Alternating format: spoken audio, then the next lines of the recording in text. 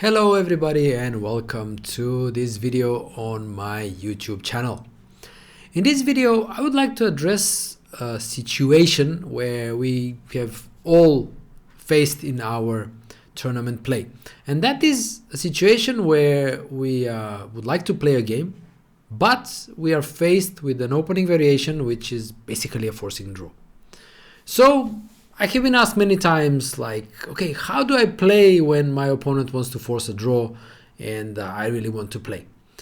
And there is no single kind of an advice what and how to do that. Of course, you can alter your repertoire a little bit. It is useful to be flexible when having different options against different ideas by your opponent, so you can have some lines which do not allow for forcing draws and so on. But sometimes you may just stumble into one of these, and then what do? So in this video I would like to show you a couple of examples where this has happened and the opponent hasn't really managed to force the draw they wanted. And by doing so I will also explain why I think making forced draws is not so simple and not as easy as many people think. So without further ado, let me show you what I had prepared for this video. The line I'm going to show you is one that came kind of to prominence in the year 2003 when Vasily Ivanchuk introduced a very strong novelty in the Rossolimo variation of the Sicilian Defense, immediately equalizing for black, and that was great news for the black players because this line was posing some problems to black, and basically this novelty kind of killed the game off.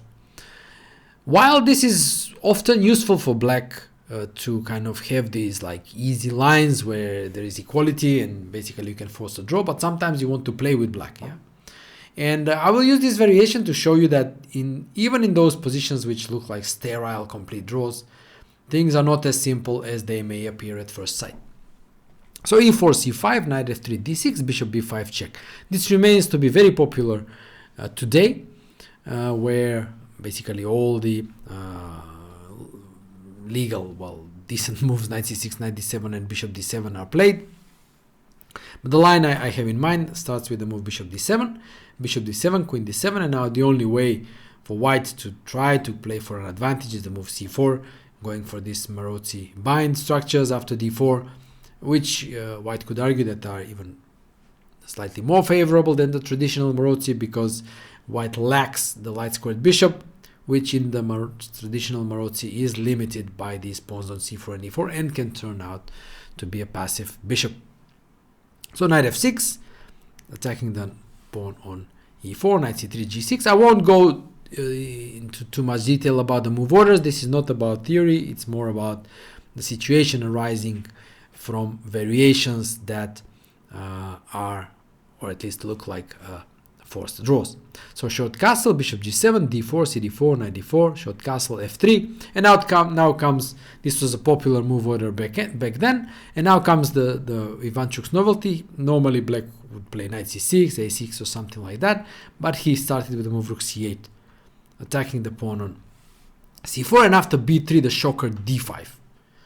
Yeah, and it appears that, okay, it looks like a very strange move, but this pin on the pawn on c4 and the undefended position of the knight on c3, but also, as we shall see, the knight on d4 and white's vulnerability on the long diagonal allows black to solve all problems by tactical means. In fact, in quite a few of these lines as well, white even risks a little bit because of all these vulnerabilities that I mentioned. We will soon see. So ed5, knight d5, this is the point, yeah. cd5 now is met by rook c3, so knight d5. It appears that black just lost a piece, but the point is that after e6 both knights are under attack and black will regain the piece. So now comes the first important moment here, and in this position white actually has only one move in order not to end up worse. So that move is the topic of our main example in this video. But before that, I would like to show you how initially the line developed. And in the stem game, being Delchev Ivanchuk played the European Individual Championship in 2003. White played the natural move bishop e3, which, as it turns out, is basically borderline losing for white, even though it may not look like that at first sight. It's a sensible move, of course, strengthening the knight on d4. But after e5, cd5, modern computers immediately show the winning, again, shockingly, winning move for black, and that is the move rook e8. So hitting the bishop with tempo, and when the bishop retreats, rook e5. And it turns out that after rook d5, the pins are deadly.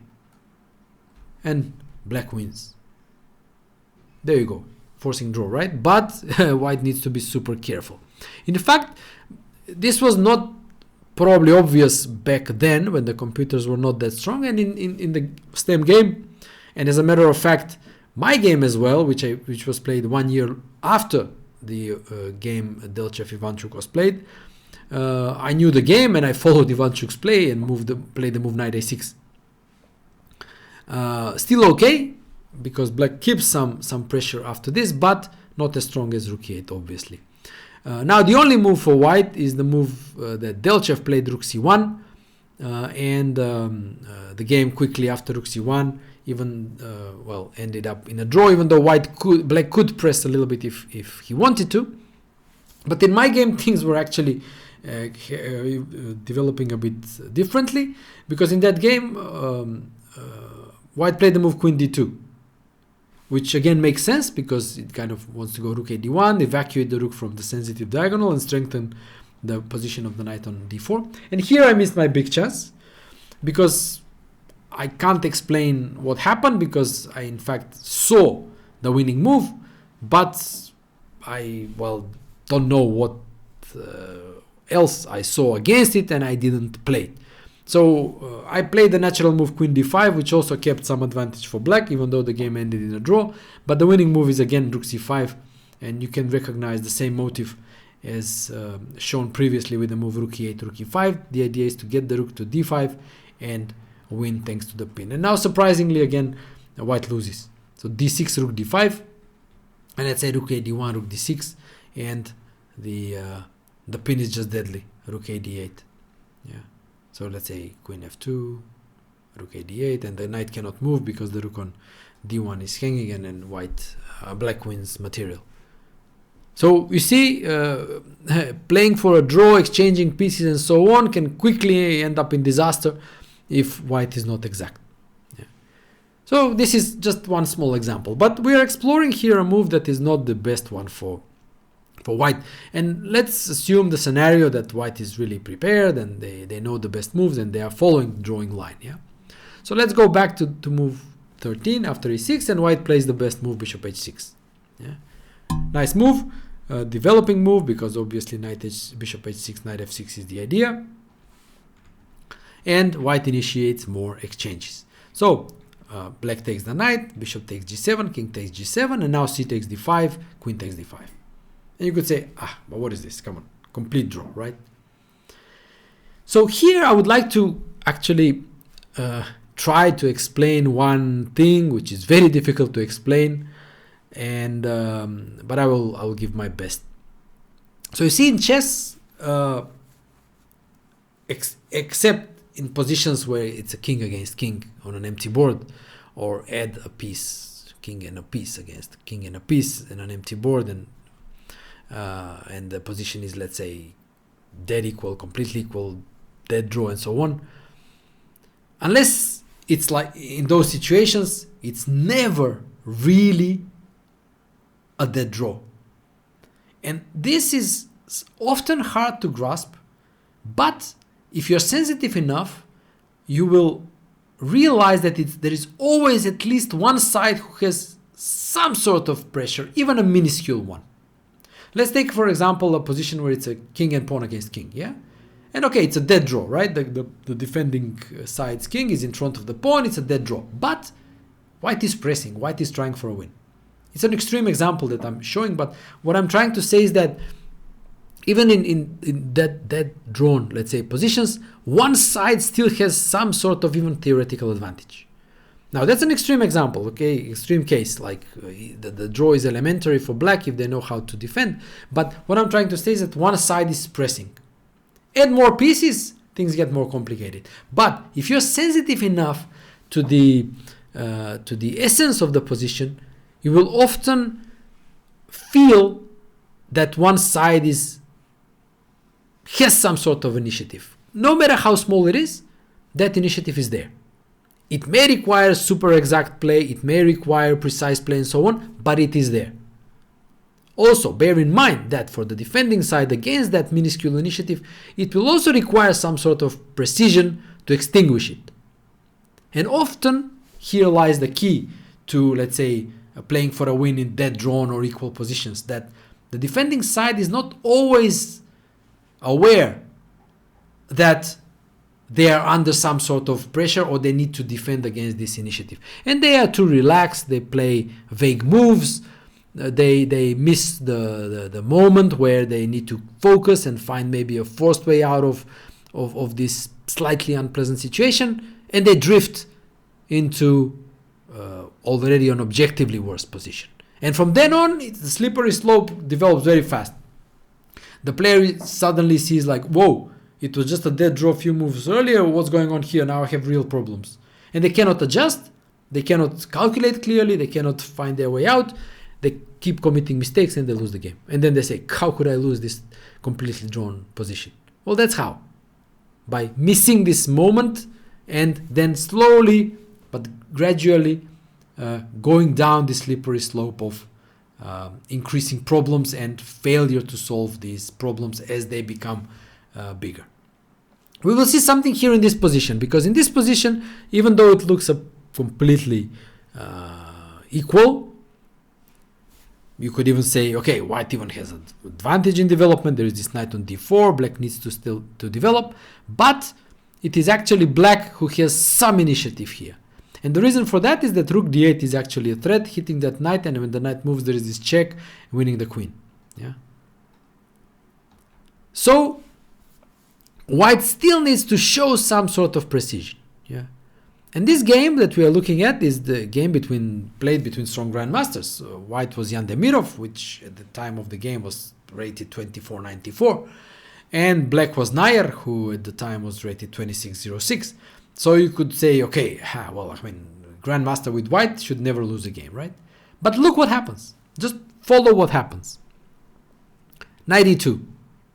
You could say, all right, makes sense, right? Let's exchange queens. Yeah, still going for the draw.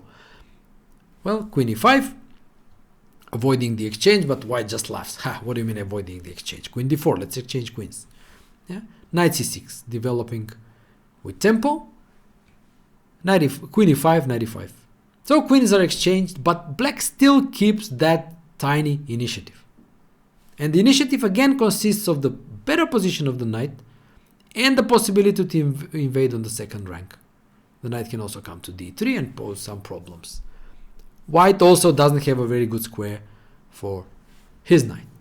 So again, you see, these are like, you could say, minuscule factors, maybe not so important, but when you put them together, it just adds to the discomfort that white must feel in this position if he is well attuned to what is happening. So let's see how the game continues. Rook ac1. Sensible, right? I mean, just let's exchange rooks, let's exchange more pieces. Stop rook c2. Yeah. b6. We could say, okay. Sometimes you could say, well, you see a move like that and you feel like, okay, I mean, this doesn't really aid black's initiative, so you could say, but that's it, okay, black just gave up. But in fact, again, the point is that it's not so easy for white to kind of completely sterilize the position. I mentioned this. There is always some side with some minuscule initiative, but you need to be finely attuned to feel it.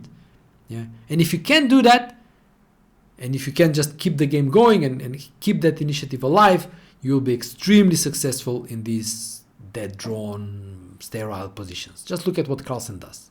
Yeah, of course we can't be like Carlsen, but on our level of play, we can try to do what he does at his level of play. We don't need to be as exact as Carlsen, but our opponents will not be as exact in their defense as his opponents are. So we can at least try.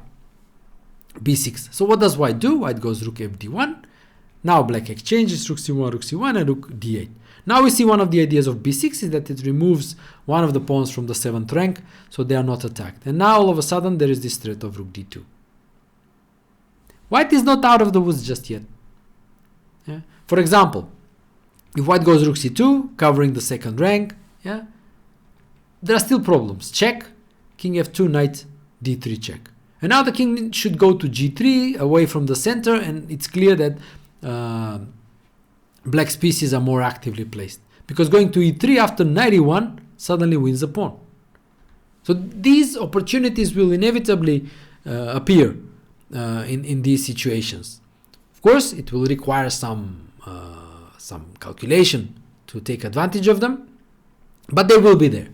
So rook c7, check on g2, king f2 and rook d2, and all of a sudden black is winning.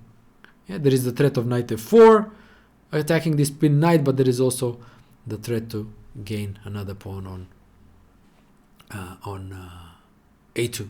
Yeah, and for example, let's say something like let's say rook a2, yeah, knight f4, king e3, check on e2, and take on h2, and the rook endgame should be winning for black. So all of a sudden, yeah, out of nowhere at least, yeah, it appears that black just won. But it's not out of nowhere. It's again these small advantages, these small annoying things that do not allow white to feel all the comfort of the dead drawn position. They accumulate and affect the player's let's say mental state. So after rook d8, white played knight c3, but all of a sudden this is problematic. Rook d2, rook e1, attacking the knight on e5, but knight d3 now. And there are threats like knight f4, attacking the pawn on g2. Rook e2, this was white's idea, but surprise, surprise, rook e2, knight d2, king f6, and the engine says, well, black is winning. Not just better, winning. Yeah. So what's the big deal? It's completely symmetrical, equal position, knight endgame, black is winning. The difference is, of course, in the activity of the king. The king is centralized. White's king is not, cannot come to f2, must go to f1, but even there the knight should move, but if the knight moves, the king can come to d4 and so on. And the big difference in the activity of the knights. So 26 move, we left theory somewhere around like less than 10 moves ago. Black is winning from a dead drawn sterile position. And there you go. That's how you play these positions. You finally attune yourself to this minuscule initiative that one of the sides should have. And normally when one player plays for a draw outright, let's say from the opening, they normally accept this inferior side of that minuscule initiative. I mean, nobody would mind playing for a draw with this minuscule initiative on their side. So they are slightly minimally pressing, and okay, then they make a draw. But when they start playing for a draw on purpose, they make these moves that pass this minuscule initiative to the opponent. There is a very nice quote by Magnus Carlsen, which I really like a lot, and he said something like, if my opponent is not playing for a win, then I should be able to do so. And this, I think, perfectly encapsulates what I'm trying to convey here. If your opponent is not playing for a win, you should be able to do so. And this should is actually this inherent minuscule initiative that is always present in a position in the game of chess. Yeah. So just to show you a few more moves, because quickly enough, black won a pawn, knight c3, king e5, king f1. The point of white's play is that if king d4, knight b5 wins this pawn on a7, but even here black is somewhat better. There was no, but black didn't need to allow that. He played the move a6, controlling the b5 square. a5 was even stronger, but a6 also wins. So king e2, knight f4. Yeah, and now we see the problem. Check. The pawn on g2 is hanging. If king f2, king d4, the king is breaking towards the king side, the queen side, and if king d2, knight g2, black won a pawn. The point is that white cannot regain it. Knight a4, knight h4 first, attacking that pawn, and then the pawn on f3, also the pawn on h2, king e2, defending the pawn on f3, but b5, knight c5, a5, and black keeps the extra pawn, because knight b7, attacking the pawn on a5, a4, ba4, ba4, knight c5, a3, and the pawn cannot be attacked anymore. White did not play knight b7, he played a4, but after king d5, black remained with an extra pawn and eventually won the game. So I think this is a very good example how you can actually play for a win, even in practically any position, yeah, unless it's king against king, but you won't get that out of the opening. So this is my take on how to let's say play for a win in let's say dead drawn, sterile positions and so on, because ultimately no position, I would say, out of the open is completely sterile. Yes, I know there are some exceptions, but they're extremely rare, and okay, depending also on your repertoire, you shouldn't really be encountering them at least too often. And okay, as I said in the beginning, it also pays to be a bit flexible and change a little bit, not too much, a little bit, just to avoid these like completely sterile, I don't know, repetitions in the Berlin or stuff like that. Yeah, but these are easily avoidable, and I think you can find your ways. But the essence of the video, like I said, was this. I will repeat it again, the Carlsen quote, and keep it in mind always when you feel like you're feeling depressed that your opponent is playing for a draw. I will repeat it again. Keep it in your mind, have it written somewhere. If my opponent is not playing for a win, I should be able to do so. Thanks for watching this video, guys. Make sure you subscribe to my Substack if you like my work. Also consider becoming a paid subscriber on my Substack, which will support my work both on Substack and here on YouTube. Also, speaking of my channel, smash that subscribe button and keep enjoying and learning from the content I put in here. So thanks for watching again, and I'll see you soon, pretty soon. Take care and all the best. Cheers.